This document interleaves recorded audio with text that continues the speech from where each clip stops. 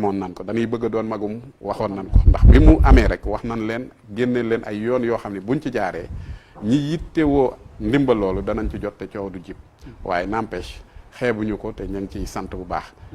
problème yi nag mooy gis nga ko tey ñi nekkoon ci wàllu taxi wala ñu doon jaay wala leneen ak leneen ñu yor ay activités yoo xamante ne si c'est informel malheureusement ñun ci sensibiliser lan tolloon di leen ko wax saa su ne wut leen kayit ci activités yi ngeen di def waaye ku xam sénégalais xam tamit wax dëgg yàlla suñu problème la ñun moo tax ñooñu ñoo ko gën a yëg mais ñi nga xam ne ñu ngi nekkoon ci en tout cas lu tudd détails yi nga xamante ne si ay société la di liggéey am seeni contrat dañ leen a jox jàppale nan leen ndax kuñ ci yóbbu chômage technique it doon nan la fay à hauteur de 80%. leneen la ca des nag ngay dàqante xam ni jamono moo ni toll waaye nag wax dëgg yàlla metti na parce que ña fa amul kayit day metti ci ñoom rawatina nag yow nga am fa kayit ba pare amoo woon liggéey boo xam ni dafa légal donc loolu sur le plan social ñoo ngi invité waat le gouvernement à travers ses démembrements moo xam ci ambassades yi moo xam ci consulat généraux yi wala ci consulat ñu gën a dolliwaat taxaw sénégalais yi ndax ba tey ñu ngi koy yëg dëgg la ba tey ñi ngi koy yëg ñu ñëw nag ci ñi ngi ci déconfinement génn nañ déconfinement ñu tëjee loolu ndax nag Sénégal ñi ngi toog macha allah waaye nag yaakaar naa ne dëkk bu nekk ak la nga xam ne moom lay dund ak na muy dundee li nga xam ne pandémie mondiale la effectivement bon actuellement situation Italie comme ni ñu ko waxee ñu bëri dañ ko mujj tuddee sax le pays des couleurs donc bu amee situation bu grave dañuy dem au rouge bu xawee tane ñu soog a dem jaune soog a dem blanc bon semaine passée lan commencé dëkk yi ëpp dem jaune mu amoon ñetti dëkk yoo xam dem nan blanc ñun fa ñu féete danoo nekkoon jaune bis naka tey lundi lan doon def parce que par semaine lan ko doon planifié chronologiquement tey lan waroon dugg blanc nag buñ ko waxee mooy mesures yi daanaka teggi nan li ci ëpp nit ñi delluwaat seen i activités ñu dindi lépp loo xamante ni si restriction la ñoo ngi koy sant yàlla waaye nag du tee li ko waral mooy campagne de vaccination bi nga xamante ni si def nañ ko di ñàkk doomu aadama yi ci façon boo xamante ni si vraiment c'est organisé mais en plus sensibilisation bi jàll na nam war a jàllee ba tey dépassé nan mag ñi ña ngi ci xale yi nga xamante ni si fii may wax ak yow ñu am classe 12 ans yi ci lan toll di leen ñàkk donc réew moo xam ne day ñàkk ay 500 000 personnes par jour ma ngi xam 500 000 personnes par jour donc pour wane ne rek ñoom seen plan stratégique ñu ngi ci di ko doxal sensibiliser nit ñi te tey àdduna toll na foo xamante ni si ñun way tukkikat yi dem nañ ba comprendre que ni ñàkk bi mënut a ñàkk parce que tamit moo xam ci sa liggéeyukaay danañ ko exiger waaye danañ toll ci fa lañ jëm ci nit pour mu tukki sax il faut que mu ñàkku donc àdduna xëy na moo ko laaj waaye ñun ñoo ngi ci doon góorgóorlu en tant que association di nekk di sensibiliser mbokk yi te sénégalais yi ci ëpp it wax dëgg yàlla ñii seen tranche d'âge yi egg si foofu ñàkku nañ foofu noonu sénégalais yu bëri waaw foofu moom ñàkku nañ ils l'ont compris et ñàkku nañ dëgg la léegi nag ñu jàll Seydina ci li nga xam ne moom moo di wàllu këyit këyit moo xam ci am possibilité am bourse pour étudiants yi mais bi nga xam ne moom mooy gën a poser problème souvent mooy regroupement familial da ngay gis nit ki nekk fii wala mu nekk bitim réew bëgg a dajale njabootam mais dafay faral di am yenn jafe-jafe yi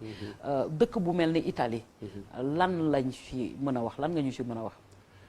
Kebs dafa am loo xamante ni si mooy mën naa ne jàmbatu diaspora en général mooy seen këyit day tàmbalee nag ci këyitu juddu fii wuutali coono yi ngay am boo nekkee bitim réew pour mën a am carte d'identité war a mën a am sa passeport ñuy fàttali ni séjour pour nga mën ko am il faut impérativement nga am sa passeport en règle en bon et due forme ba pare nekk ci temps boo xamante ni si validité passeport sénégalais il faut nga am passeport sénégalais pour mën a am séjour en Italie voilà donc loolu dafa nekk feebar boo xamante ni si dañuy am problème mu production ci nombre mais dañuy am problème mu bi gën a grave mooy nit ñi bu ñuy defar passeport par exemple ñëpp dañuy demandoo mois d'août suy jeex day jeexandoo pourquoi le choix de mois d'août parce que ci lay vacances yi di am ñu ñëwandoo jël vacances pour ñëw defarlu ko loolu aussi ñu ciy soññaat sénégalais yi ndax fu ñu toll ñun ñoo ngi leen di wax ne bu passeport bi desee 6 mois am nga possibilité dem defi ko période yi dañuy góorgóorlu di ñaan ci consulat yi. J'en profite pour remercier le consul général du Sénégal à Milan. Il y a peut-être 1 mois la ñu accordé suñu jour pour ñu mën a dem def convoi mën a déposer suñuy passeport mais du doy parce que une ville comme Brescia où nous avons plus de 12 000 Sénégalais su ma yóbboo kaaru 50 personnes ak restriction yi daanaka da ngaa jël une goutte d'eau ci li nga xamante ne si mooy ñi ko am soxla ñëpp amélioré nan parce que ñu ngi def ay rendez-vous di ko respecté waaye dafa doyul. parce que nag lan la ñu waroon def. alors li ñu war a def moom mooy yokk centre de production yi valises yi. ba pare di wàcc fekki nit ñi ci seen i dëkk. les week-ends dañ ko daan def consulaire. donc loolu lu ñu war a reprendre la. jéem jox consulat yi vraiment ay jumtukaay yu doy jox leen ay oto parce que chaque week-end war na noo mën a wàcc ci grande ville yi. tey dëkk bu mel ne Bergamo nga xamante ni si presque mook Brescia ñoo tolloo ci doomu aadama. beneen bi mooy sori nan dëkk yi sori yoo xamante ni si tey boo jëlee dëkk bu mel ne Bari nit war faa jóge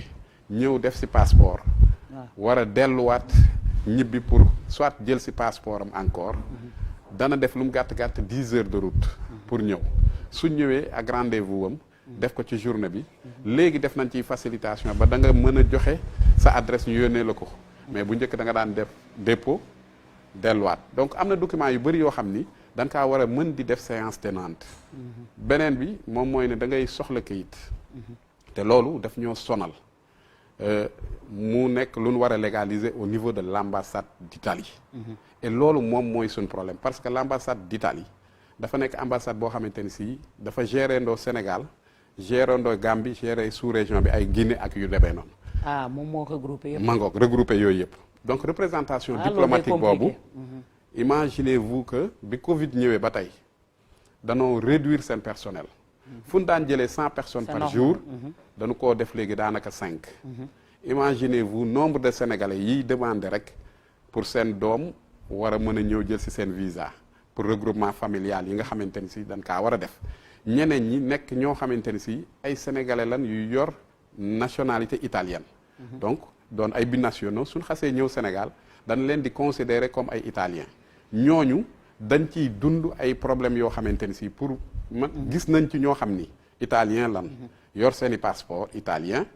ñëw fii mu jeex fi ndax Covid bi mu jeexee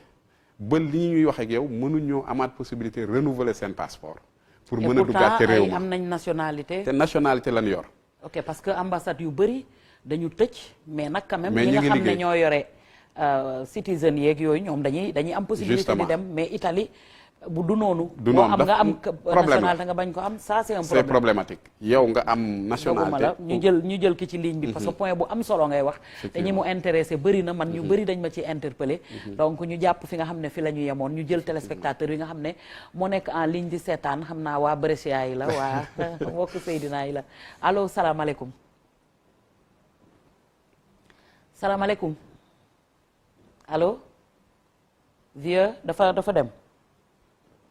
allo waa ñu ngi leen di xaarandi ba tey xam naa dégg-dégg bi moo leerul numéro téléphone yaa ngi affiché au bas de l'écran ngeen mën a woote ndax émission bi tam seen émission la ngeen mën a joxe seen participation vieux bu fekkee yaa ngi may dégg ñi ngi naan allo ñëwul xam naa ne du ñàkk ñu jëlaat keneen effectivement waaw d'accord ñu ngi leen di xaar ni woote leen participer ci émission bi parce que yéenay borom donc ñëwaatal ñi ngi yemoon ci point bu am solo muy li nga xam ne moom moo di même ñi nga xam ne dañoo am seen nationalité italienne te génnoon ñëw fii sax léegi ambassade bi dafa tëj même pour ñoom waaw xaaral nee na ma jël ko allo allo allo allo salaamaaleykum waaw dégguñu xam naa du ñàkk rek ñu kiyaat ko après. allo waa allo ku baax na nga noo def. salaamaaleykum. salaamaaleykum. sëñ bi noo tudd ak foo ñuy woowee. man la Abdoulaye Sall aw ma retour nag mais mën naa wax quand même. waa Aïcha Abdoulaye ñu ngi lay déglu. allo. waa ñu ngi lay déglu Abdoulaye foo ñuy woowee. bon maa leen di woowee depuis Dakar. waa yow rek la ñuy déglu. voilà ñu ngi leen di gërëm bu baax Kebs man la sëñ Abdoulaye Sall je suis un ancien immigré maa ngi dëkkoon Verona di gërëm président Seydina bu Brescia macha allah di ko vraiment jaajëfal. Kebs émission bi am na solo trop. donc ñun moom si li ñuy njëkk a intervenir rek. comme niñ koy waxee mooy comme li nga wax problème mu papier regroupement familial yi ci ambassade Italie à Dakar. actuellement nii problème bi gën a ngande si Sénégalais de l'extérieur surtout ñun waa Italie. ambassade Italie Dakar la. ambassade Italie Dakar ça fait presque Covid bi mu commencé ba léegi. donc am nañ ay difficultés yu mag pour am accès si ambassade bi ay rendez-vous yi ñuy jox dafa tuuti trop. regroupement familial ak légalisation yi. casse-tête bu mag a mag ñu doon ñaan suñu autorités yi buñ ci mënee jàpp dimbale ju wax ak autorités italiens yi. dina baax lool trop ndax famille yi borom kër bu luyee këram di xaar njabootam def regroupement familial am def papier def yëpp. donc depuis Covid bi commencé ba léegi mënul am rendez-vous pour accès service ambassade yi métti na trop. am na ñoo xam ne dañu yóbbu seen i doom ñu war a jàng ay école war a am carnet de santé pour faju ba léegi nii amuñu dugal seen kayit ci ambassade bi. donc mu nekk ay problème yu mag a mag a mag yoo xamee ne Seydina xam naa dina si ñëw après ndax xam na ni lu ñuy dund la sa Italie ci association yi ci daayira yi père de famille ñun ñëpp ñu ngi difficulté yooyu parce que ñu bari ñu ngi xaar pour am accès ci ambassade bi am na ñoo xamee ne ay doomu italien lañ c'est-à-dire dañu am passeport italien bëgg renouveler seen passeport yi ci ambassade bi am problème ak problème yu mag a mag a mag moo am ci ambassade Italie avec Covid lañ doon wax Covid bi jeex na ñu dimbale autorités yi ñaan leen ñu vraiment carence personne la nag la ñuy jooy di wax ñoom ndax nee na sous région bi yëpp fi lay nekk donc dañu bëri wuñu mais tout est payant ci ambassade bi dara nekk fa gratuite dara nekk fa gratuite lépp dañ koy fay donc dañ leen doon ñaan surtout waa ministère direction sénégalaise de l'extérieur lu ñu mën a def ci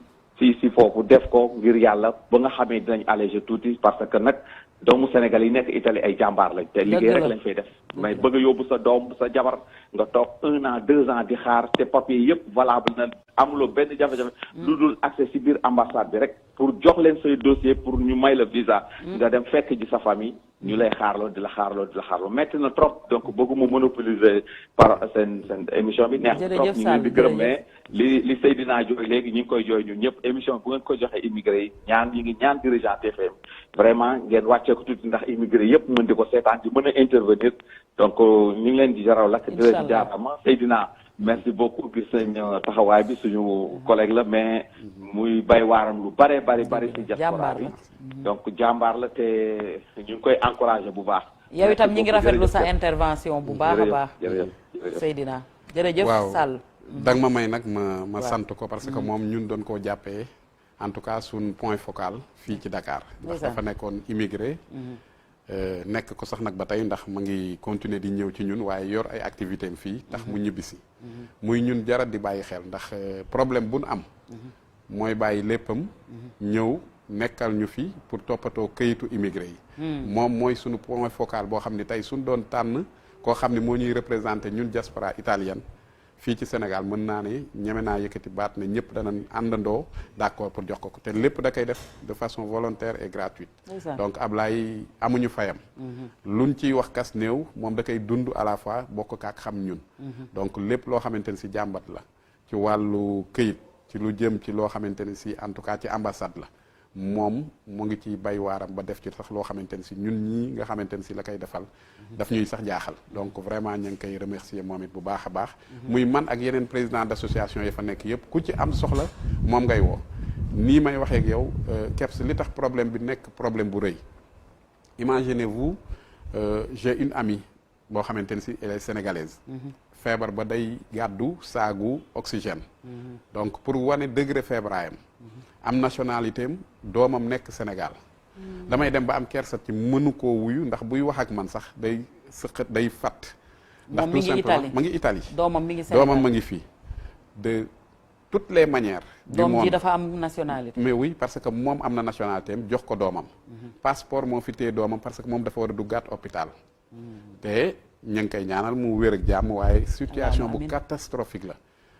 lu ne def nan ko nag pour jaar fa mais des fois c'est un peu compliqué parce que aussi foofu la ñuy demandé waat suñuy autorité ñuy góorgóorluwaat di ñu bàyyi xel ak yenn canaux yoo xamante ne si c'est pour des affaires sociales ñu koy tijjil ñu ciy taxawaay ba ca war urgence parce que moom rek a dëkk moom rek a nekk benn doom boobu la ko yàlla may ñëw Sénégal bloqué fi ñu war ko defaral passeport italien kenn mënut a am accès c'est croix et bannière pour nga am accès ci biir consulat boo xam ni yow en tant que italien même bu dee ni de couleur naturalisée da ngaa am devoir ak droit dugg ci biir lijjanti say li nga war a lijjanti mais mënuñu am accès boobu. dëgg la italien yi fi nekk doon sénégalais. doon italien am passeport da ngay ñëw ci buntu ambassade bi ñu téye la loolu fii rek la am nga doon italien ñëw sa ambassade ñu téye la ci buntu bi ne la looy wut. ñi ci am njàng wala ñi ci am taxawaay ñu ci profité du nuyu suñu collègue Tamsir Ousmane Ba muy suñu mag dañuy génnee seen xam-xam ak seen fulla xeex ak gendarme bi presque pour wan ko ne ko yow li la war mooy xool ba xam sama sécurité laa fiy duggee waaye sama soxla ka ma ko war a wax mooy ka may jàkkaarloo refuge la war a doon ci moom bu ñu demee ba nag yow fi nga war a doon refuge ci yow ñu la koy interdire ak di filtrer ñiy dugg yooyu yëpp dafa xaw a doy waar. mais j'espère que ñëpp la ñu ko tëjal. ñëpp gi entre guillemets parce que nag tubaab yi nga xam ne italien yu weex yi ñu ngi am ay prox ndol yu nuy duggee. looloot mu jar a wax ci kaw te jar a dénoncer. ndax amul classe A ak classe B ci wàllu nationalité dëgg la. donc loolu daal ay jafe-jafe la yoo xam ni keps war nañ ci góorgóorlu ñu ngi def nag suñuy pexe. pour daje aussi parce que mënuñoo ŋàññi ñi nga xam ñoo nekk Dakar rek parce que ñoom aussi seeni employés c'est limité te ñu war cee jóg. demander au ministère des affaires étrangères italiennes pour ñu góorgóorlu ba renforcer Dakar parce que li mu yor ci nombre imaginez-vous plateforme bi ngay jëlee rendez-vous une fois par semaine lañ koy ubbi 30 minutes yi du mat ñu tëjaat ko ci des milliers de demandes donc vraiment c'est problématique. je pense que di ci waxaat day nekk loo xamante ne dafay am solo pour mu egg ci seeni nopp xam ne état bu ne dafa am souveraineté am waaye nag lépp loo xam ne diplomatie mooy régler lépp te Sénégal ak Italie yaakaar naa ne bu ñu ci taxawee taxawaay bi nga xam ne moom la ñu war a taxaw rek lii dina mën a saafarawu ba famille yi éparpillé wu war a mën a dajaloo ndax seen droit la kon yaakaar naa ne point boobu point bu am solo boo xam ne ni jaroon naa taxaw laataa ñuy demaat ci beneen point tam dañuy dem vieux xooli ay image yoo xam ne ay photo yoo xamante ne ni bu ngeen fàttalikoo bërki démboo Njaay maa ngi leen doon wax def benn sujet ci rôle bi nga xam ne moom la religion di jouer ci li nga xam ne moom moo di immigration rawatina daayira yi rawatina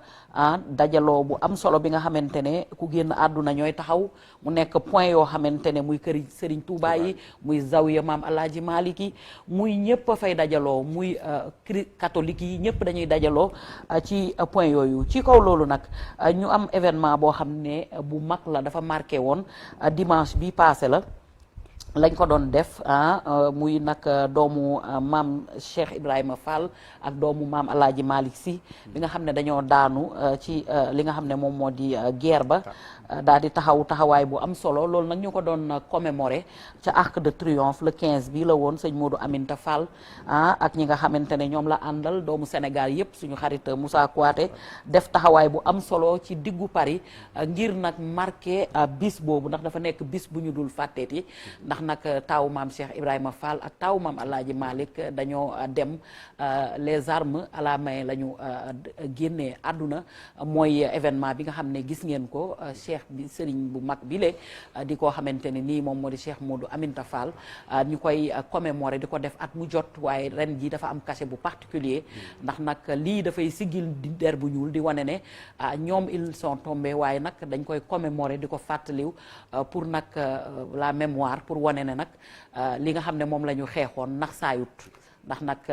ci diggu Arc de Triomphe lañ leen ko defal mu nekk événement bu rëy boo xam ne dimanche bii ñu génn la woon ma ne woon nañ ci ñëw taxaw ci suñu xarit Moussa Kouaté def ci liggéey bu am solo moom jóge Marseille sénégalais yu bëri jóge ci yenn dëkk yi ñëw ngir fekkee bis bu am solo boobu nga xamante ne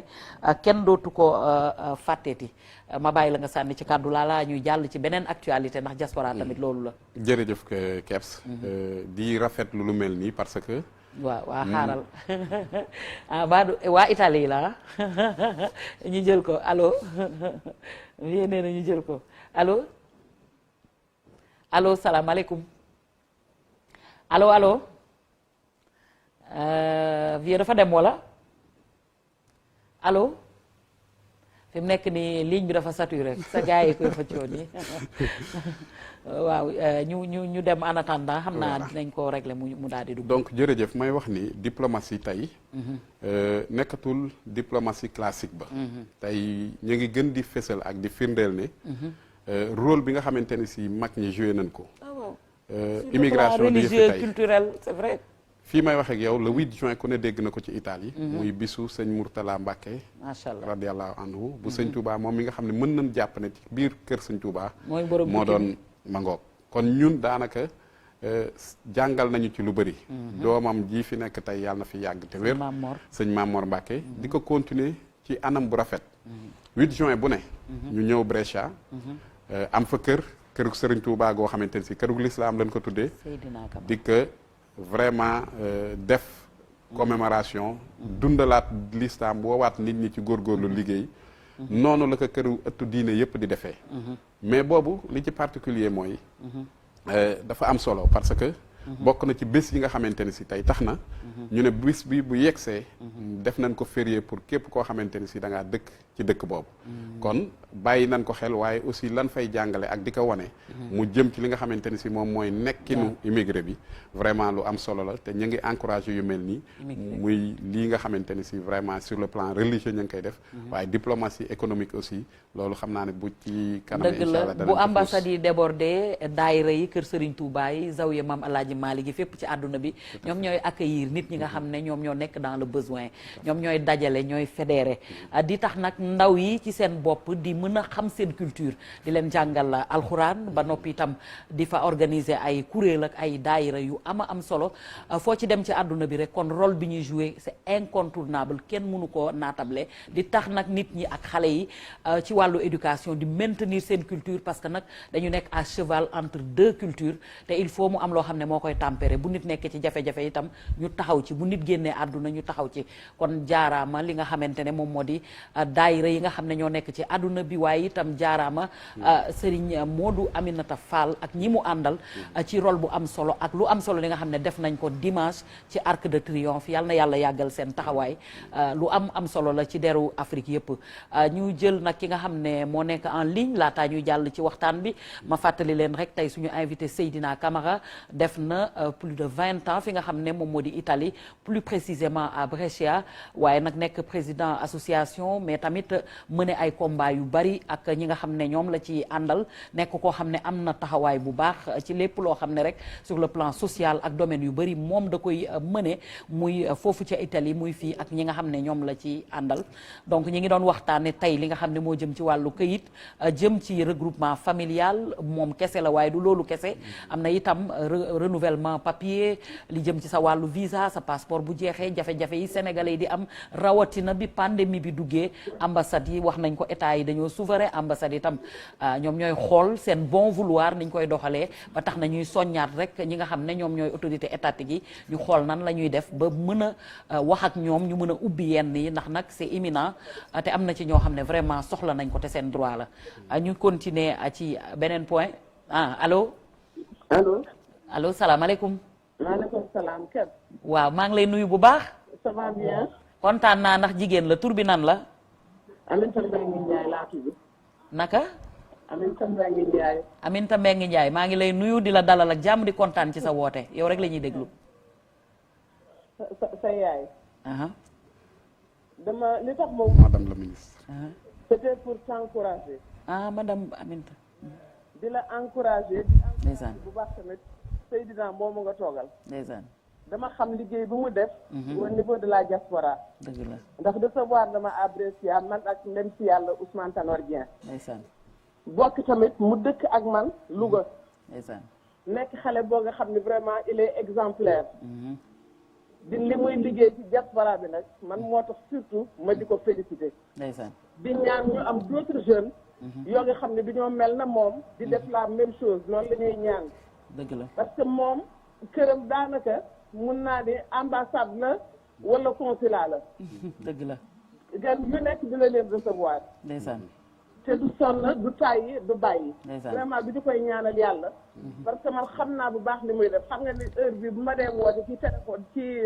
émission. wallaay. c'est parce que vraiment dama gis loo nga xam ne jaral na mu ko. dëgg la ko yàlla lafal cet. amiin yàlla avancé ko yow tam sa émission bi yàlla jàppale la ci. amiin tata. yow sama doom nga yow xam nga. waaw dëgg la moo ma yar. bu sa benn photo boo nga xam ne benn anniversaire la. waaye yaa nga tax rëpp ca gâteau ba. boobu photo nëbb ko rek tata boobu denc ko rek. voilà je vous encourage. ndeysaan merci beaucoup. merci kontaan nañu vraiment ci dugg bi nga xam ne dugg na ko moom dañoo jàkkaarloo woon kër mu nekk sama yaay këram laa daan fooye bi ma nekkee xale moo tax ma ne ko photo boobu denc ko rek mais mu def témoignage bu am solo li ko jaral mu dugg guddi gi wax na ko te lii la ñu soxla ci doomu Sénégal maa ngi lay bàyyi nga réagir par rapport à ça. jërëjëf Kebs wax ci sa yaayu bopp yombul ñi ma xam dëgg miin ma ci liggéey dan may tuddee buñ koy woo moom dan naan ma an sa bàjjan ndeysaan parce que tellement dafa doon koo xamante ni si man tuddeewuma ko acteur politique ndax lim xam ci diaspora ak bu ñëwee ni muy dugganteeg diaspora daf ñoo doy sëkk gannaaw ba ñu bokkeek moom njàmbur ga ñu dëkk dëgg la mu nangu ñoo uuf gunge ñu ba pare nangul ñu ndax ku ne xam na ni nit boo nekkee ci politique te ki nga séqal du politique rek léeg-léeg dana indi ñagas-ñagas mais mu nangul ñu ko ba pare wëlbatiku fu mu toll duñu xelal ñu koy gunge bu baax ci li nga xamante ne si da koy def ndax nag tey bu Louga mënee am benn taxawaay bi jigéen ñi mën a ñeme gannaaw yàlla nag moom la waaye au-delà de ça nit la ko xam dimension internationale am man naw naa ko moom waaye vous me donnez l'occasion de saluer la mémoire de feu Ousmane Tanor Dieng nga xam ni dafa ñëw Italie di def tournéem fekk ñu fa dëgg la dañ leen a dalal naam waaye da daan def buy réunion technique ak staffam danaan ma da ngay ñëw toog mun waxee ba yeggal mu ne ma loo ci xalaat politico waaye yow lan fekk si yaa xam les réalités. donc loolu laa doon waaj a wax ma ni Seydina man xaw moon ne da ngay politique. non je fais pas de la politique. ah ok mais comme sama bàjjan la. ah waaw lu mu nekk ma gunge ko ci comme sama yeneen xarit yi nekk ci politique bi. tey ku fa ñëw autorité politique bu mu mënta doon ñun dañ lay recevoir ànd ak yow pour wan la yoon wi. teg la ci yoon wi gunge la tamit ba nga ñibbi. macha allah moo xam autorité étatique. wala boog ni ma ko mën a waxee koo xam ne moo nekk ci gouvernement tey ak koo xam dafa nekk opposition waaye nag du tee suñuy bàjjanu bopp nag nga xam dañu am au-delà de ces relations ñu jox leen kii mooy Sénégal c'est une grande dame ndax nag am personnalité am dignité boobu ba léegi di mëne li muy def de main de maître témoignage boobu moom maa ko sañ a defal di nit koo xam ne ku am personnalité la ku Sénégal respecté te naw ko donc ñi ngi koy jaajëfal bu baax a baax fierté la kontaan nañ trop ci duggam te bett nañu waaye mbetteelu mbég bànneex la yàlla na fi yàlla yàgg bàyyi allahuma amin mun koy ñaanal moom itam yàlla yàggal taxawaayam kontaan nañu trop ñu ñëw nag ci ba tey li nga xam ne moom moo di wàllu këyit yi léegi ñëw nañ ci li nga xam ne moom moo di li jëm ci regroupement familial ba kenn ku ne wax nga sa jàmbat ak sa jooy mu jëm nag léegi tam ci wàllu séjour yaa ngi doon wax commencé woon nga ci mais ñàkk këyit ci réew ban njeexital lay am ci doomu aadama bi surtout que léegi nag dafa gën dañuy gën a parfaire li nga xam ne moom moo di technologie bi la daan am avant nga xam ne di nga mën a jàppalante seen biir dimbalante ci même bu fekkee ne c'est pas de manière légale waaye kenn ku ne xam na ne solidarité bi am ci Sénégal mais gis nañ ne léegi loolu de moins en moins mi ngi am te nit ki nga xam ne jóg na ba dem ba pare tam yan yoon ak yan canevas la mën a aw pour mën a régulariser li nga xam ne moom moo di situation. alors Kebs indi nga lu am solo te day ñëwaat toujours ci problème mu këyit bi nga xamante ni si toujours moom laay wax gis nga boo déparé ci extrait de naissance su baaxul mënoo am passeport bu baax soo amul passeport mënoo am séjour li ci gën a doy waaraat soo demee ba sa séjour jeex ñu war kaa renouveler pour ñu joxaat la séjour bi foog nga am passeport bu valide ñàkk séjour nag ci bitim réew mooy nit kuy dox te amul am lu tax soo feebaree kenn du la faj considéré wun la ci ñi niy wàññiwaale buñ la ramassé delloo la wala teg la ay coono mënoo liggéey ci anam yi nga ko bëggee mënoo faju mënoo am benn sécurité li ci tane ba tane mooy xëy na sa consulat wala sa ambassade rek ñoo lay reconnaître waaye la ñuy mën ci yow it du bari. bu dee ci wàllu renouvellement nag ñuy fàttaliwaat ne réew mu mel ni Italie. léeg-léeg nit ñi waxee noo xamante ni si dañuy jàpp ne chaque année danañ maye ay milliers wala dara waaye loolu. yàgg na fi te waruñu ciy wax nit ñi ban leen ciy nax. Italie buy maye kayit day jékki-jékki ne damay maye. te bu ko defee ren bala mu kaa defati gëjoon na. donc yooyu aussi ñu ciy bàyyi xel te bu ñuy maye aussi li ci ëpp dañ naan ñi nga xam ne ñu ngi ci biir réew mi. te def fi nangami at. wala nangami weer. loolu aussi dafa am fu muy jaar nit ñi di bañ di naxante loolu aussi ñu bëggoon attirer waat ci attention suñu mbokk sénégalais yi nga xam ni. dañuy faral di ñàkk liggéey ba tax ñuy nax suñuy yeneen i mbokki sénégalais di laaj seen xaalis di leen ko di leen ko encaissé te duñ leen defaral. mais loolu fóotum biir la te dañ koo war di wax ndax man it du ma nangu. suñ toogee rek ñuy wax jàmbur yi nañuy wax it ñun ci suñ biir ñaawteef yi nga xam ne danañ koy def. jaay ay kayit wala ay contrat wala leneen ak leneen te du dëgg du yoon. te boo ko waxee ñu ne non da ngaa war a wax pour ñun wax pour ñun nag mooy waxante dëgg ci suñ biir d'abord. beneen bi buñ di nax nit ñi nekk Italie amoo kayit naan maa ngi am lii maa ngi am laa. tey la wàllu gën a aay tey la gën a metti ndax séjour yi ñu yor. dafa dëkkoo ak suñuy liggéey séjour bi boo ñàkkee sa liggéey danañ la may benn temps parce que dañ naan chômage technique boobu mën nga cee déposer sa kayit benn yoon suñ la koy may dañ lay may benn 6 mois 6 mois boobu boo ci amul liggéey kayit ba mën nañ kaa nangu. beneen bi keps nga baal ma waxaat ci attirer ci attention sénégalais yi. surtout ci séjour yi comme ni nga ko waxee. ku ci am séjour boo xamante ni si limité la moo xam 2 ans wala 1 an. waroo def lu ëpp 6 mois. Sénégal soo xasee am carte séjour waroo def lu ëpp 1 an Sénégal loolu précision bi c'est de taille dafa am solo dañ ciy am problème ñun parce que danoo am chance ca Brescia weer bu nekk ñu daje ak ñi nga xamante ni si ñoom ñooy questura bi mu toog ñu waxtaan ci problème mu yenn kayit yi ñu dimbali ñu régulariser ko mais c'est récurrent problème bi ni gën a am sénégalais bu yor séjour bu am 1 an ñu may ko mu ñëw toog Sénégal def fi juróom benn weer bu ëppee benn fan soo nee cëpp dan laa war a delloo si nangu sa séjour te chaque jour ñu wax leen ko ñi ci ëpp xam nan ko mais dañuy wut yeneen i pexe mais li dëgg boo nekkee ci réew dëppool ak yoon ya may nan la at ne la genn wàll gi parce que dañ ne la kayit bi pour liggéey la foo dem pour liggéey ci at da nga fa toog juróom benn weer beneen bi mu la fekk la ci biti yow bu desee ñaari fan sax dugg sil même boo dee génnaat nga génnaat beneen bi boo amee séjour illimité bu may nan la nga def at bitim réew defal sa at bu manqué ñaari fan ñett nga dugg si génnaat bu fekkee nag da ngaa yor sa passeport doon italien boo ñëwee fii li nga war a njëkk a def mooy dem inscrire ailleurs ñu xam ni yow mii yaa ngi ci réew mi da ngaa ñibbi si toog mais du tax nga ñàkk sa nationalité. mais yooyu communication bi yéen seen association yéen a ngi ci taxaw di wax ñi nga xam ne xamuñu bu baax xam nga plateforme yi ñu yor looloo tax léeg-léeg ñu naan xeex bi dafa amee solo Italie parce que j'en profite pour wax ne télé yi njëkk sax ci diaspora Italie la am ñu ciy profité di saluer di féliciter sunu xarit Alioune Ndiaye mi nga xam ni D24 daanaka ñëpp xam nañ ko ba ñeneen ñi ci topp ñëpp tey ñeme man nag tàmm naa ko su may wax Italie damay beral nuyoo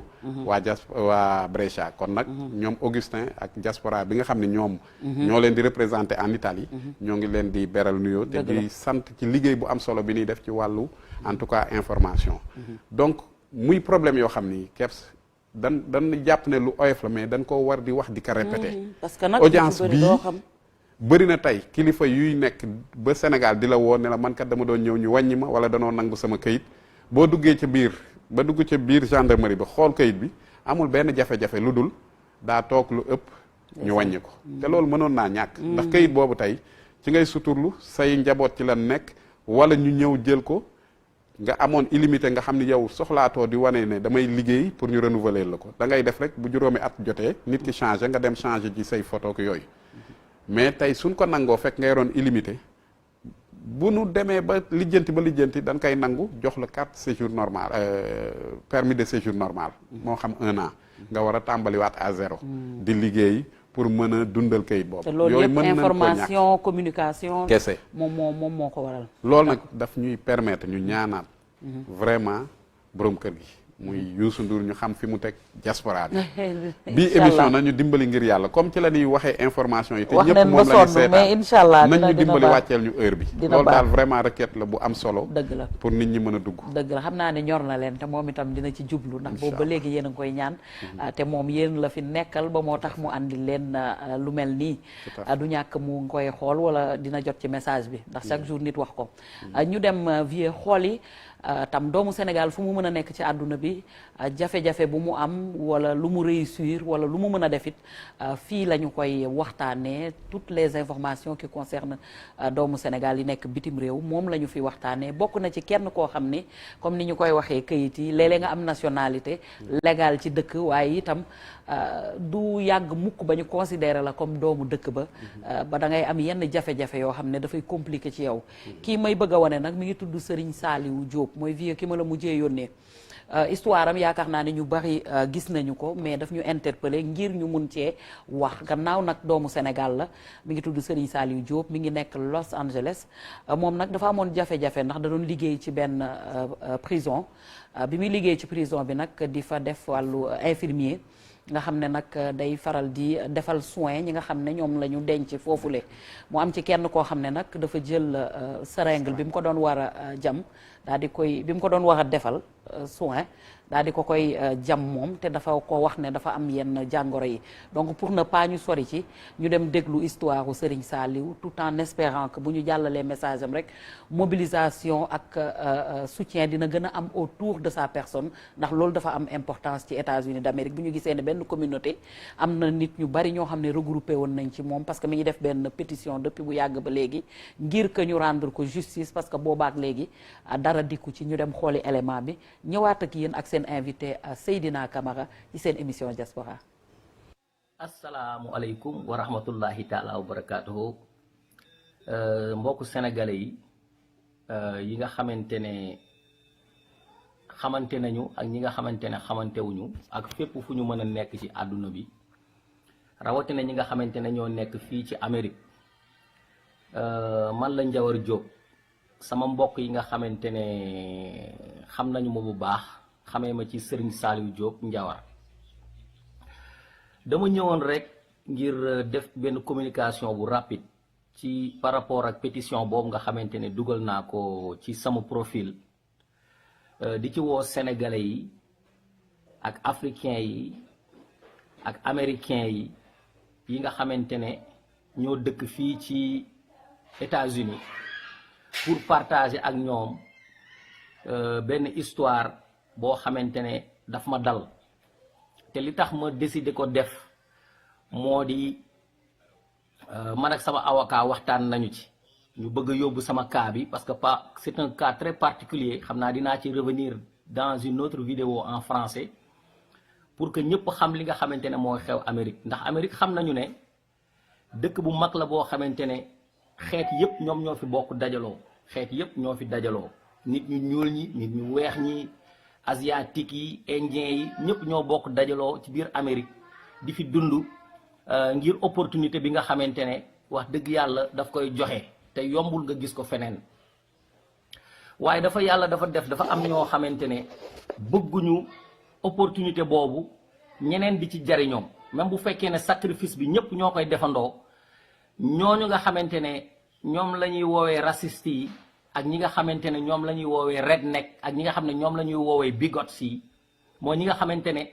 maanaam dañuy indi féewaloo ci xeet yi loolu duñu ko bëgg ba tax na stratégie bi nga xamante ne moom la ñu jël te doon ko def nit ñu ñuul ñi soqeekoo fii mooy fexe ba nga xamante ne képp ku nekk ci ñoom di nga am maanaam problème ak yoon boobu boo ko amee ñu yàq sa ay këyit pour def ci ne yow jubuloo maanaam lu bon ngay def lu ñaaw ngay def ba tax na loolu bu nekkee ci say këyit am na liggéey yoo xam ne doo ko sax xalaata wut ci àdduna bi dina am liggéey yoo xamante ne même ci biir Amérique bi doo ko xalaata def application pour am ko ndaxte soo ko defee bu ñu xoolee sa criminal record rek wala ñu xool ne da nga am ay problème ak yoon rek dañu lay dàq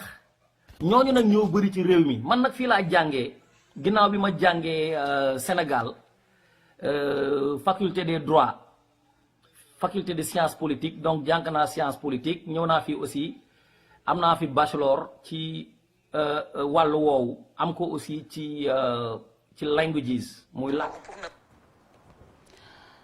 dinañu gën a ñëwaat ci histoire wu Ndiawar Diop c'est une histoire très très poignante boo xamante ne ni mi ngi mëne benn combat boo xamante ne dafa subir à son avis moom il l'aurait subi conditionnel lay employé li nga xam ne moom moo di benn injustice boo xam ne vraiment métti woon na ci côté am ndax dañ ko jam piqûre bi et tout comme histoire bi elle est un peu longue première partie bi laa leen doon woon donc la semaine prochaine ci kàttanu yàlla dañu ciy ñëwaat gën a mën a ñëw ci explication yi ngir doomu Sénégal yëpp mën cee jot ndax li ñu bëgg mooy toute la communauté sénégalaise wala africaine commencé nañ di regrouper wu autour de lui pour que justice soit faite vraiment donc dinañ ci ñëwaat bii di ñëw incha allah ba tey ñi nekk rek ci li nga xam ne ñoo ngi ñuy suivre ba tey ci Facebook live bi Ablaye Fall mi ngi naan grand kontaan nañu ci yow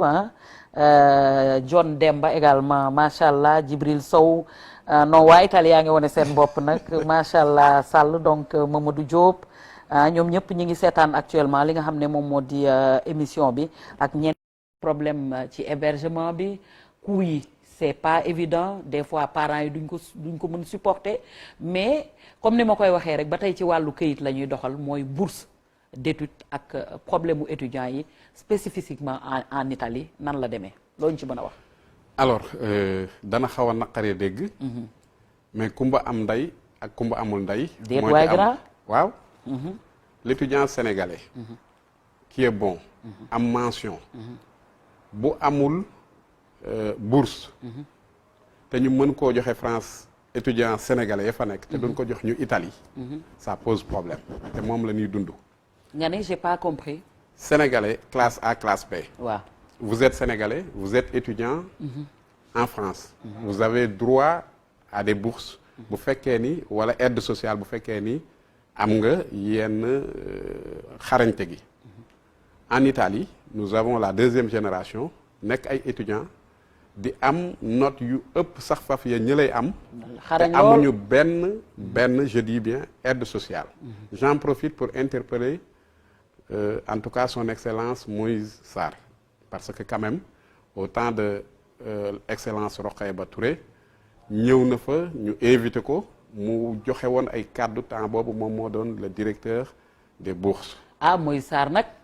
yaakaar naa ne suñ ko falee en partie c'est parce que dafa régler problème bu bourse bu extraordinaire. bu waa France xëy na xarañ na ci waaw. waaw non dëgg-dëgg waaw xëy na pour waa France. mais ñun waa Italie. en tout cas bi mu fa ñëwee. diggoon nañu ne ñu gàtt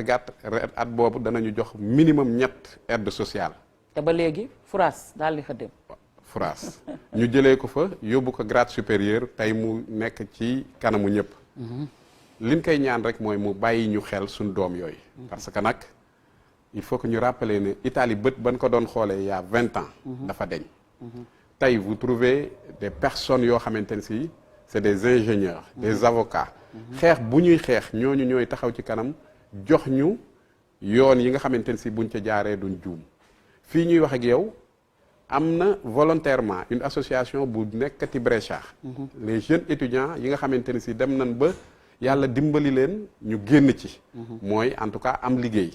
ñii nekk avocat ñii nekk ingénieur en informatique suñu plateforme ñun tey lii di suñu site internet bu association des sénégalais de Brescia. .it un jeune sénégalais moo ko defar te li mu ca def ku dugg ca site ba da nga ko gis ñoo ngi invité ñëpp ñu dem xooli ko. suñuy kaawu décès yi ñuy am. jeunes sénégalais yi en concurrence monsieur Mbodj surtout Pape Ndiaye de Milan Baro Milan Babacar Sall. ñooy ñiy taxawu sénégalais yi bu ñu amee ay cas de figure ci wàllu justice. ñu am accident ak ñu dee maara day taal yëpp ñoom ñoo ñu ciy taxaw. mais ñooñu.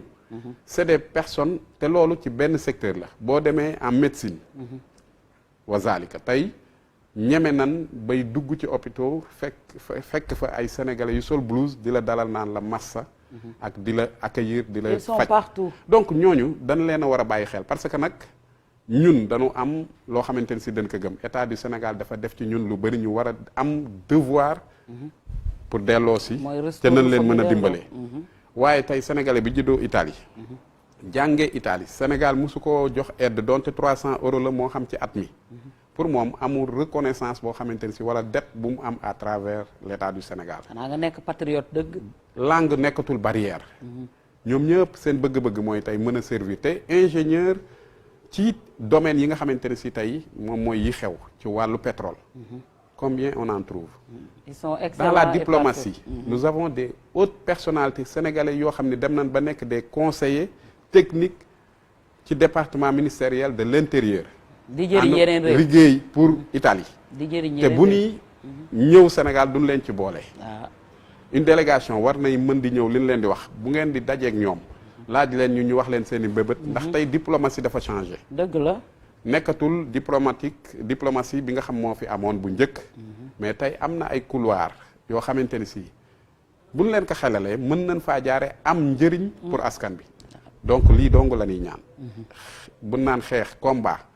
mais combat yu positif la parce que xëy na ñun duñ ko jëriñoo mais li ci ëpp doomu sénégalais yi ñoo ciy jëriñoo ndax kii yuuxu naan yombal leen passeport wala kii yuuxu naan doomu sénégalais yi fa nekk am soxla nan protection gën nañoo soxla ku leen taxawu. loolu rek moo koy parce que ñun ñu nekk ak ci association yi sunuy liggéey la ñuy yor. dañ koy faral di bàyyi di dem di taxawu sénégalais yi. kon daayira yi ni ñuy ñëwee. ci biir association bi nga fekk fa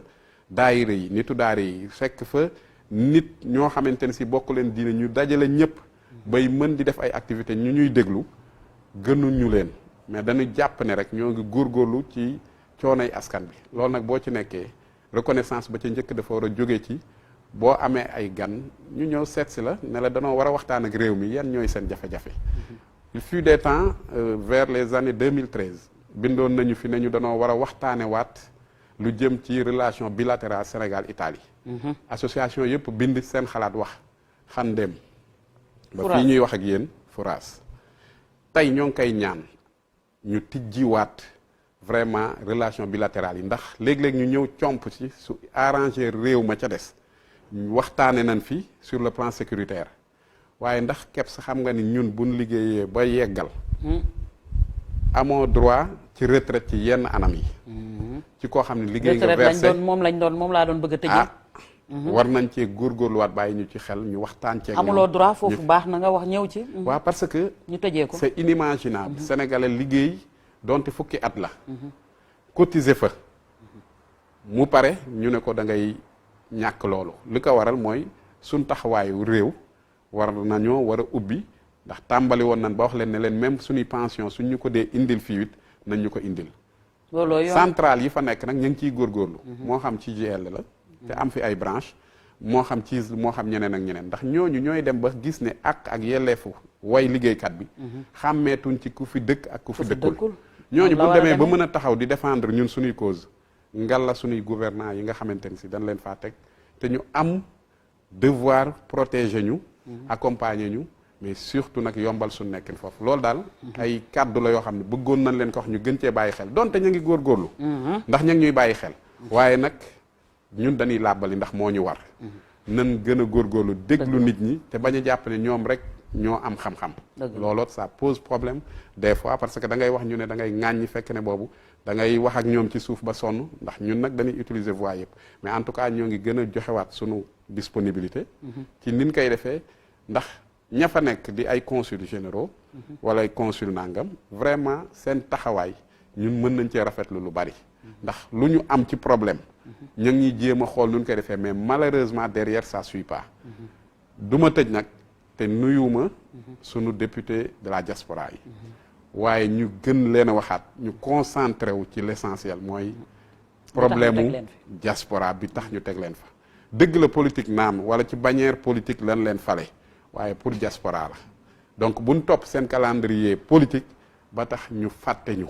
donc loolu vraiment dañ leen ci soññaat rek mais ñu ngi rafetlu lu bëri loo xam ne ñoom ñu ngi ciy ànd ak ñun ci suuf waaye war nañoo gën a mën a góorgóorlu ci seen mission en tout cas yii benn la ci yoo xamante ni si xëy na buñ gënee xuus amoon temps bu baat yaatu ba nit ñi sax dugg danañ ñu fàttali lu bëri ñu wax ci waaye daal problème bii di ambassade ñi ngi xëccu bu baax mais waaw wax dëgg yàlla ñu ngi bind wax ne am nañ problème pour dugg waaye ñu xam ni rek lii li nu amoon yéenay wax ko yëpp mënuñu ko sax génnee ndax dañuy jàpp ne ba fépp ay metti yaramu mag la diaspora yaramu mag la ña ngi gis nag ay avancées yu ciy am waaye néew na par rapport ak jafe-jafe yi nga xam ña ngi koy am war nañu góorgóorlu ci rapatriement des corps naam ñun ñooy jëlal suñu bopp suñuy frais financiers yëpp ñoo koy defal suñu bopp ci wàllu kayit yi tey sant nañ ci ñenn zones yi danañ la defal séance tenante ba nga xamante ne si da nga jot sa kayit mortuaire pour mën a yóbbu waaye nag danañ daceeg association yi ñooy bëgg a rey seen bopp ba vider seen kees bay wëlbatiku di ñaan ndimbal suñ kanam yi rawatina bu soxna Soda Waar ma koy nuyu mooy responsable des femmes ñëpp xàmmee nañ ko ci ket pour nit koo xamante ni si décédé na mais loolu nag association bi ma ngi ciy góorgóorlu ndax am na assurance boo xam ni ña ngi ci sóobu ci ba commencé ko looloot ci programme yi ñu jëm signé noonu ko ba pare ñu ngi ciy góorgóorlu parce que nag am na loo xam ni état warloowu kaak yow yaa war a njëkk góorgóorlu ci loolu dëgg la kontaanoon nañ en tout cas ci am la ci plateau bi comme ni nga ko waxee mooy yëpp mënuñu ko waxtaanee dinañ la bàyyi léegi nga tëj may wax nag ne nit ñaa ngi suivre de partout message yi di jugee fu nekk kii nag ñi ngi koy wax mi ngi nekk fi nga xam ne moom moo di Madrid Njawar Seck la tudd yore fa association bu mag moom nag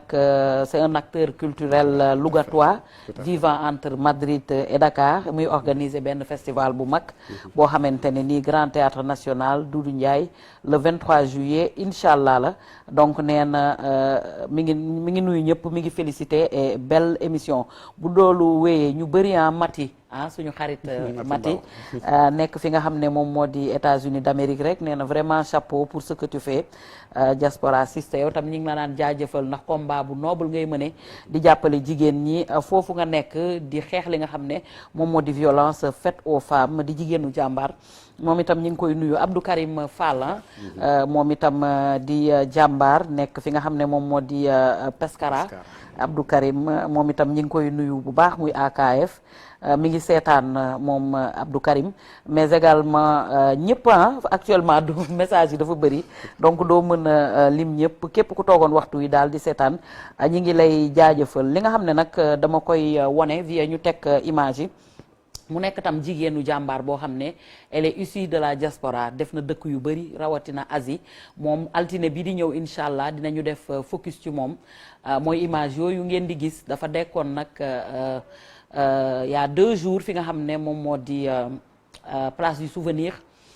di fa ñu koy tabb jox ko loo xamante ne nii raaye bu am solo la ci liggéey bi muy def ci jigéen ñi ba noppi tamit disposer de financement wu jigéen ñi 250 femmes moom nag muy jàmbaaru jigéen def na dëkk yu bëri ci àdduna bi rawatina Asie ñu koy wax nag soxna Mbaru Diop muy jigéenu jàmbaar ñu tabb ko def ko raaya boo xam ne raar na liñ koy jox jigéen ci jàmbaaram ci dajale bi muy dajale jigéen ñi donc mi ngi noonu xam naa ne dinañ ci ñëw altine bi di ñëw ngir gën a yaatal li nga xam ne mi ngi koy def ci lépp rek jëm ci ay activités génératrices de revenus moom nag ci développement lay dox ku ne xam na ko am itam leneen yu am solo yoo xam ne da koy liggéey donc nag samedi dajale na ay nit yu bari yoo xam ne ñi ngi nekk rawatina ñi nga xam ne ñoom ñoo di jigéen yi Manda Ndey Maru Diop tam également am yoo xam ne da koy defar donc ñi ngi koy jaajëfal di wax ne nag lii la ñu soxla ndax développement du rek lu nguuru Sénégal mën a def waaye lu doomu Sénégal mën a defal sa réew la nguur gi accompagner la wala mu bàyyi la nga demal sa bopp te boo demee am ndam moom elle est issue de la diaspora dinañu gën a ñëw ci moom yaakaar naa ne egg nañu au terme de l'émission ma bàyyi la nga wax sa mot de la fin rek ngir ñu daal di tëj émission bi te xam ne li ñu bëggoon waxtaane yépp jotu la egg Ibrahima Niane également nga xam ne moom it invité woon naa ko mu def émission bu rëy moom itam ñi ngi rafetlu taxawaayam foofu la ca Italie mu nekk ci syndicat waaye di liggéey lu am solo donc moom tamit ñi ngi koy jaajëfal mi ngi seetaan depuis ci ngoon la ma yónnee message ne kontaan na ci liñ la invité ak ñeneen macha allah ñu bàyyi la nga tëj rek. waaw jërëjëf Kebs ñi nga lim ñëpp wax dëgg yàlla kenn ku ci nekk ci ñoom am naa ak moom kóllëre goo xamante ne si mën naa ne man maa leen di jëriñoo moo xam AKF la moo xam surtout Ibrahima Niane ñoom ak mbokk yi nga xamante ne si yëpp ñu ngi fépp ci àdduna Kebs ñuy waxaat rek ne sunu wax bu bëree it bëgg rek askan bi nekk ci jàmm la kàddu gun yëkkati du lenn lu dul soññ nit ñi nga xamante ne si ñoom lan fal pour ñu liggéey ci lépp luy jëmal askan bi kanam. buñ ci nekkee ña ngi leen ciy gën a encouragé suñ leen gisee ni xëy na tempo bi yéex na ñu laaj leen rek ñu gën kaa beral. beneen bi mooy ñuy laajaat protection bu gën a am solo. pour diaspora mais aussi alerteurs yi nga xamante ni si danoo nekk ci àdduna bi yëpp. lépp lu laal diaspora ñu génn di ko wax ñooñu war nañ leen a gën a encadrer gën leen a dooleel. ndax gis nañ ci ay cas yoo xam ni. bi mu amee metti nañu tiital nañu. te mënoon naa ñàkk ndax rafetul ci image bi nga xamante ni si moom la xamee Sénégal. donc yu bëri am na fi yoo xamante ni si vraiment dañ ci interpeller waat état pour mu bàyyi ci xel. sunu mbokk yi nga xamante ni si tamit ñoo nekk bitim réew. ñun ñëpp ñoo bokk wax ji. gën a góorgóorlu ndax ci suñ diine la bokk. diine boo ci jël ci buñ ca bokk rek mag ñuy wax ne boo demee ci réew da ngaa war a dëppoo ak la nga xamante ne si mooy lois et règlements yi kon nag loolu. ñu ngi ci gën a soññaat suñu mbokk yi. ndax bëri na loo xamante ne si ñun ñoo ciy dugal suñu bopp ba mu jural ñu maara day taali ay musiba te fuñ toll ñu koy fàttaliwaat ñun de ñoo xar suñ tànk tubéy pour jaamu askan bi ba tax ñu ne doomu Sénégal nii ñu gëmee ni kenn du tëdd. ñu ne suul nañ ko fi amagul ñaanuñu yàlla nag mujjee puso bi mu réer ci suñuy loxo. nga may ma gërëm ñi nga xamante ne si nag. ñoom ñooy d'abord. association des Sénégalais de Brescia et province nga xam ni tey suñu amee sañ-sañu taxaw fii di wax. ñoom ñoo ko waral muy le bureau exécutif comme képp koo xam ni membre nga ci ndax ci seeni dërëm la ñuy góorgóorlu pour mën a faj coonay askan bi waaye tamit suñuy partenaires yi nga xam dañoo nekk Italie ma cité ci rek. ñenn ñoo xam ni lu mu gàtt-gàtt chaque jeudi danañ ñu may 100 lots ci dund social boo xamante ne si ñu ngi koy dugalaat ci biir askan bi coronavirus gis nañ liñ ci def ci loo xam ni ci saa si ñun ñëpp ñu booloo àndandoo doon benn créer li nga xamante ni si moom moo doon Brescia Covid donc yooyu day yu spontané waaye yoo xam ni état daf cee war di bàyyi xel pour di accompagner nit ñi dëgg la en tout cas ñu ngi am mbégte bu baax di sant yàlla bu baax di fàttaliwaat rek ne problème majeur yi moom këyit yi la ndax Sénégal war nañ góorgóorluwaat bu baax ci wàllu këyit yi beneen bet ñu góorgóorlu ba dimbali ñu taxawuñu ci li nga xam ne mooy xew ambassade bi ndax loolu problème mu Italie la ak gouvernement Italie waaye ñoom ñoo war a mën a xam ni ki am séjour ak ki am passeport italien yépp danoo am problème fii ndax kii mënuta wuti këyit yi tax ay njabootam fekk si ko ay visa wala leneen ak leneen keneen ki mooy sénégalais la dëgg la waaye dafa yor nationalité italienne ñëw fii am fi problème te looloot ña ngi ciy tàllal loxo gouvernement Sénégal mu gunge ñu ci pour la résolution de ces problèmes changement bi ci des mooy géopolitiquement tey àdduna dafa changé war na noo xoolaat suñ diplomatie nu koy defee ak réew mu mel ne Italie ba économiquement ma ngoog mu bañ a nekk rek forme archaïque ba fi nekkoon mais ñu xam ni ci suñuy biir italiens yi sénégalais ya fa nekk wàll boo ci jël am nañ ci ñoo xamante ne si lu nuy laaj ci xam-xam am nañ ko lu nuy laaj ci diplôme am nañ ko ba mu doy sëkk kon ñu bàyyiwaat leen xel di invité rek ñu bàyyiwaat xel suñu doom yi nga xamante ne si ñooy étudiants yi ñu gunge leen ba ëllëg ñoom ñu am devoiru delloo si fay lii di réew mi li nga xamante ne si ndax xëccoo ci lan toll Italie da leen di jëfandikoo Sénégal soxla leen kon nag war nañ leen a bàyyi xel ci jongante boobu ba Italie du leen yóbbu ba ñoom dootuñu am lu dul yéeney toog foofu. dëgg la fi nga daanelee rek la ñuy tëjee émission bi fuite des cerveaux la te rafetlu wuñu ko benn yoon. bu ñu sañoon ñu ñëw jëriñ suñu réew ndax ressources naturelles yi ñu am. pour ñu mun koo exploiter dafa soxna benn ingéniosité soxla tamit li nga xam ne moom moo di formation bu takku boo xamante ne am nañ ko balaa ngaa laax jaay nga laax lekk ci sam réew te lu am solo te yaakaar nañ ne dañ ci taxaw bu baax a baax ngir nag mbir yi mën a changer et que Sénégalu ëllëg ndaw yooyu dem di jàngi bu ñu paree ñu ñëw jëriñ li nga xam ne moom moo di seen réew en tout cas kontaanoon nañ ngir am la ci plateau bi di remercier ñëpp ñi nga xam ne ñi ngi ñuy message raxu ndeysaan suñu xarit moom organisateur d'événement la foofu la ca à Paris mi ngi naan félicitations belle émission mais nag c'est tard raxu moom la ñëpp wax suñu xarit Xaban Gueye